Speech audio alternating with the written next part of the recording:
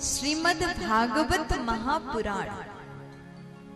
भागवत क्या है, किसे भागवत कहते हैं और भागवत कथा सुनने से हमें क्या प्राप्त हो सकता है।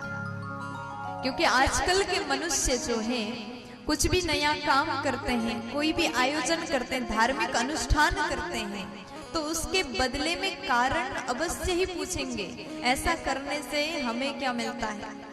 क्योंकि कलियुग के प्राणी कोई भी कार्य करता है तो उसके पीछे अवश्य ही स्वार्थ होता है।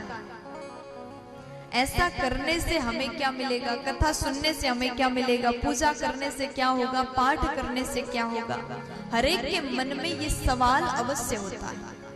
तो आप लोगों के भीतर भी अगर सवाल है तो ध्यान से सुनेगा। मैंने पूर्व में ही कहा, जितना शांति से सुनोगे उतने अच्छे से समझ में आएगा। भागवत क्या है? भागवत सुनने से क्या हमें सच में कुछ मिल सकता है? अगर ऐसा सवाल आपके भीतर है तो आप प्रेम से सुन लीजिए।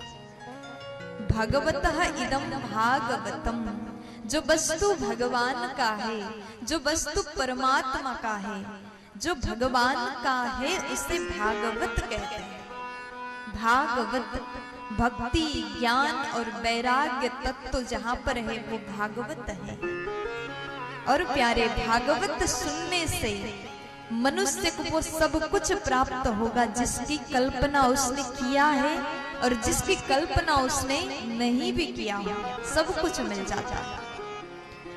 ये भागवत केवल एक ग्रंथ नहीं है, केवल एक पुस्तक नहीं है, ये तो वो कल्प वृक्ष समान है जिसके छांव में अगर आप बैठ करके 2 मिनट भी हरि का भजन कर लें, आप जो भी चाह लें, जो भी सोच लें, वो सब कुछ आपको प्रदान करने वाली भागवत महापुराण है।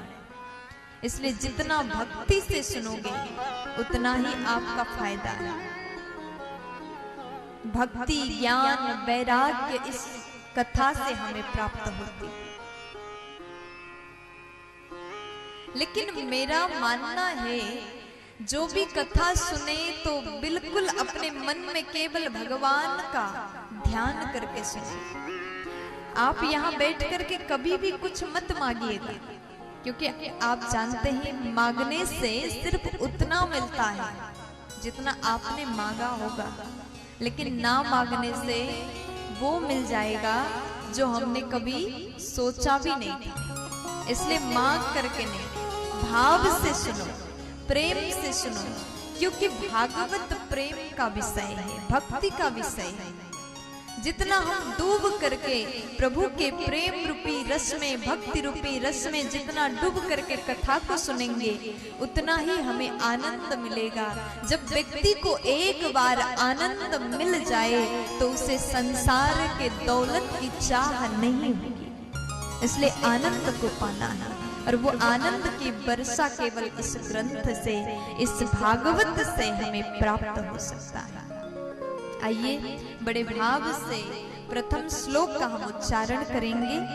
आप सभी भाव से भगवान का स्मरण करें और ये श्लोक साथ साथ में उच्चारण करिए।